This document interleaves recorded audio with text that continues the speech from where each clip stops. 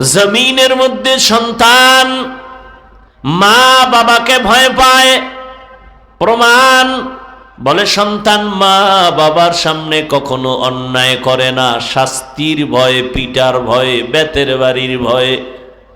একটা ছাত্র শিক্ষকের ভয় করে। প্রমাণ বলে শিক্ষকের সামনে ছাত্র অন্যায় করে না, কেন? বেতের বাড়ির ভয়। ঠিক আমার আল্লাহর জাতের কসম, এই জমিনে যেই মানুষ আমার আল্লাহকে ভয় করবে, গলায় ছুরি লাগাবে, দাড়ির মধ্যে অস্ত্র লাগাবে না। हर के दारद खौफे हकदार दिल मदगम, हर के दारद खौफे हकदार दिल मदगम, जन्नतुल मअवा देहद उरा मकाम जुज़बा हक ची जे मखाअज इंसुजा फजले उ आमस्ते दर जुमला जहां। আল্লাহ তাআলা বলেন আমার আদালতে দাঁড়াইয়া হিসাব দেওয়ার ভয়। দুনিয়ার জমিনে যে নিজেকে গুনাহ থেকে বাঁচায় রাখবে, আমি আল্লাহ তাকে বিনা হিসাবে জান্নাত দান করব। আল্লাহর আদালতের ভয় কেন? আল্লাহর আদালত বড় ভয়ঙ্কর। কেমন ভয়ঙ্কর? যেই ভয়ঙ্করের কারণে রহমতের নবী পর্যন্ত কান্না করেন। আল্লাহর আদালতে দাঁড়ানোর ভয়। রহমতের নবীর হাতে গড়া সাহাবী জান্নাতের টিকিট পাইয়া সারা রাত নামাজে দাঁড়ায়া চোখের পানি ফেলে কান্না করেন। জাহান্নামের আযাবের ভয়। আম্মা জান আয়েশা রাদিয়াল্লাহু তাআলা আনহা মাঝে মাঝে বলেন, আমি দেখি আমার হুজরায় বসে রহমতের নবী গুনগুন করে কান্না করেন। আমি আয়েশা বড় ভয় পাই, না জানি কোনো বেয়াদবি হয়ে গেল আমার থেকে, কারণ আমার বয়স খুবই কম। আমি 6 বছর বয়স যখন আমার রহমতের নবীর সাথে আমার বিবাহ হয়েছে, যখন আমার বয়স 9 বছর তখন আমি রহমতের নবীর ঘরে গিয়া ঢুকলাম। আমার বয়স যখন 18 বছর তখন আমার মায়ার নবী রহমতের নবী জমিন থেকে বিদায় হয়ে গেলেন। হিসাবটা বুঝলে বলবেন আম্মা জান আয়েশা রাদিয়াল্লাহু তাআলা আনহা নবীর ঘর করলেন কত বছর? জোরে বলেন। 6 বছর বয়সে রহমতের নবীর সাথে বিবাহ, 9 বছর বয়সে নবীজির ঘরে আসলেন, 18 বছর বয়সে রহমতের নবী চলে গেলেন। মাত্র 9 বছর নবীর ঘর করলেন। 18 বছরের বয়সের বোন, আমাদের দেশে তো অনেক 18 বছরের মেয়েদের বিয়েই হয় না।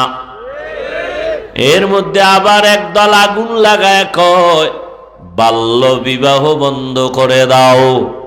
তার মানে আকাম চালাও, লাইসেন্স লাগবে না, আকাম চালাইতে থাকো, তবে বিবাহ চলবে না, আকাম চলবে।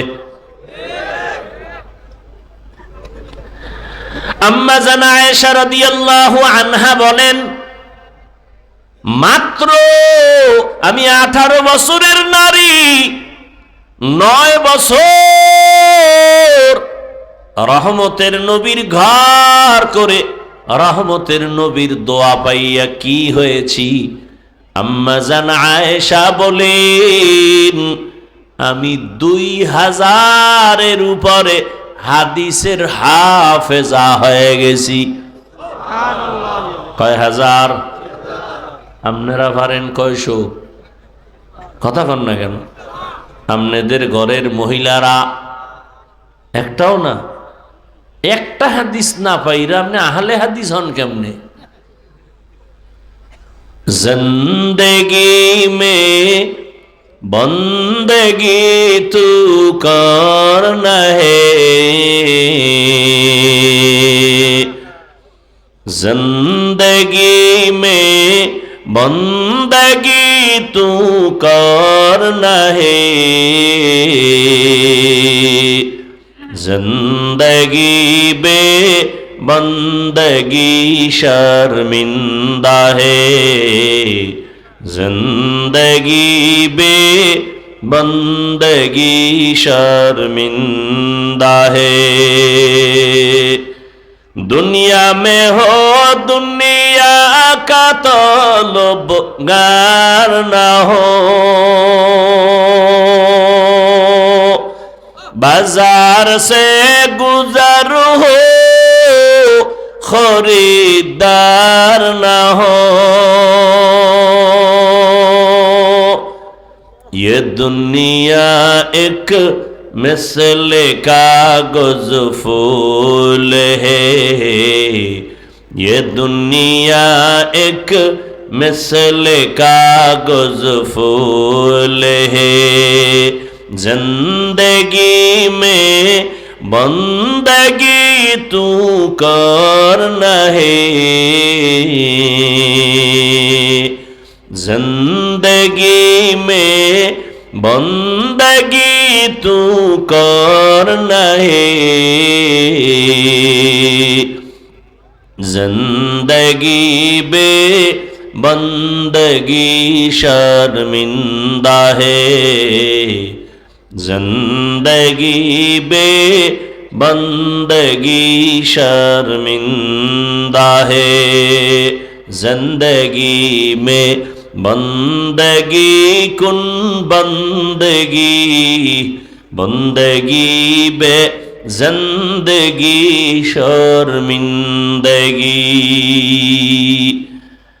अम्मा जान आयशा रादियाल्लाहु ताआला आनहा रहमतेर नबी कान्ना करे আম্মা জান জিজ্ঞাসা করেন, ইয়া রাসূলুল্লাহ, মাঝে মাঝে আমি তাকায় দেখি আপনি গুনগুন করে আমার হুজরায় বসে কান্না করেন কেন? রহমতের নবী বলেন, হে আয়েশা, তিনটা কঠিন কষ্টের কথা যখন আমার মনে হয় আমি চোখের পানি ধরে রাখতে পারি না। এক, আমার অন্তরে যখন খাদিজার কথা মনে পড়ে যায় আমি চোখের পানি ধরে রাখতে পারি না, কারণ ও আয়েশা, তুমি আমার সুখের দিনের বিবি, খাদিজা আমার দুঃখের সময়ের বিবি। এমন এক সময় আমি জমিনে আনছি, আমি আয়েশা কোনোদিন আমার আব্বার চেহারা দেখি নাই, একবারও আমি আমার আব্বাকে ডাক দিতে পারি নাই। 6 বছরে মা হারায় ফেললাম, 8 বছর আমার দাদা এত আদর করতেন, আমার 8 বছরে আমার দাদাও চলে গেল। আমি বড় অসহায়, মাও পেলাম না, বাবাও পেলাম না। মা বাবার স্থানে বড় দাদা বড় আদর করে, দাদারেও হারাইলাম। ওই সময় দুনিয়া দারুল আসবাব হিসাবে আমার জন্য দুটো ছায়া, এক ছায়া হলো আমার চাচা আবু তালিব, আর এক ছায়া আমার খাদিজা। আরবের ধনী, সতী, গুণী, বিশ্ব সুন্দরী সর্বগুণে গুণান্বিত খাদিজা, সম্পদের অভাব নাই, গুণের কোনো অভাব নাই। ওই খাদিজা আমার দুঃখের সময় আমার হাতে ঈমানের দাওয়াত নিয়া তার জীবনের অর্জন করার সম্পদ আমাকে দান করেছে। আর আমি দিনের দাওয়াত দিতাম। খাদিজা আমার জন্য যত কষ্ট করেছে, আমি হেরা পাহাড়ের গুহায় গিয়া আল্লাহর ধ্যানে সময় কাটাইতাম। একদিন দুদিন না, সপ্তাহে সপ্তাহ।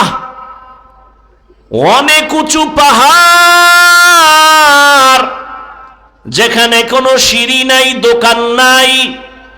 এখন তো সিঁড়ি দোকানের অভাব নাই, আবার সরকার রাস্তা বানাইতেছে গাড়ি নিয়ে উঠার জন্য, আবার কেবল সিস্টেমে উঠার সিস্টেম করতেছে।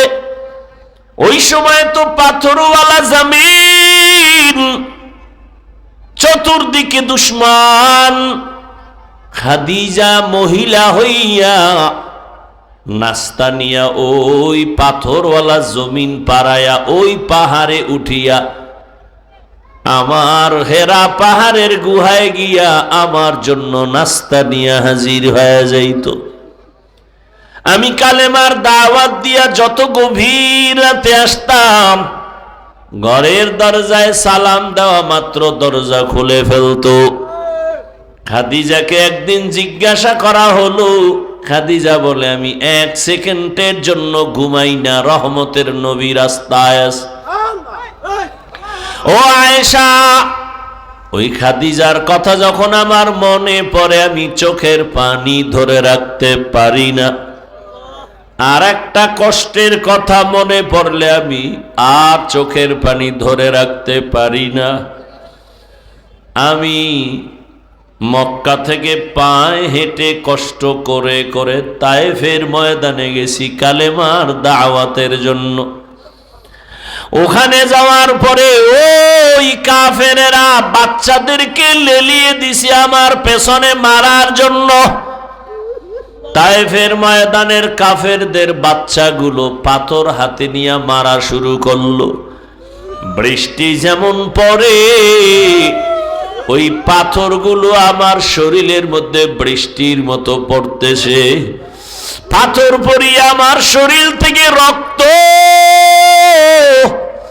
এত পরিমাণ রক্ত পড়ে আমার পায়ের জুতা পর্যন্ত আটকাইয়া গেল।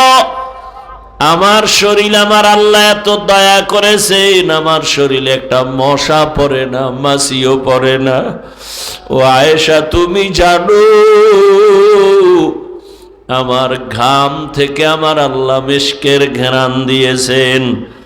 ওই বেঈমানগুলো বাচ্চাদের দিয়া পাথর মারা যখন শুরু করলো, আমি মক্কার দিকে কদম বাড়াইয়ার কাঁদতেছি। রক্তে লাল হয়ে গেছে আমার জামা কাপড়, আমার শরীর। আল্লাহ আমার কান্না বরদাস্ত করতে পারেন নাই। দেখলাম হঠাৎ করে জিবরাইল আমিন হাজির। জিবরাইল এসে বলেন, পয়গম্বর, আমার আল্লাহ আপনার চোখের পানি বরদাস্ত করতে পারেন না। আপনার উপরে যেই বেঈমানের আঘাত, আল্লাহ এখন বলেছেন আপনি যদি অর্ডার দেন তায়েফের জমিনের সব মানুষগুলো মেরে ফেলব। রহমতের নবীর শরীরে আঘাত বরদাস্ত করা যায় না। কেমন মায়ার নবী, নবী চোখের পানি ছেড়ে বলে, জিবরাইল, এই তায়েফের মানুষকে মারিও না, এরা আমাকে চিনে না, এরা জানে না আমি কত বড় ইয়তীম। এই তায়েফের মানুষ জানে না আমি কত বড় মাহারা অসহায়। ওরা জানে না যে আমি কেমন যদি জানতো আমার শরীরে ওরা আঘাত করতে পারত না, ওদের মারবা না। আল্লাহ হেদায়াত দান করেন। ও আয়েশা, তায়েফের কষ্টের কথা যখন আমার মনে পড়ে, আমার শরীর থেকে কত রক্তের ফোঁটা যে ঝরলো, আমার ওই রক্তের কথা খেয়াল পড়লেই চোখের পানি ধরে রাখতে পারি না। ও আয়েশা, আমি চোখের পানি ফেলে তখন একা একা কান্না করি।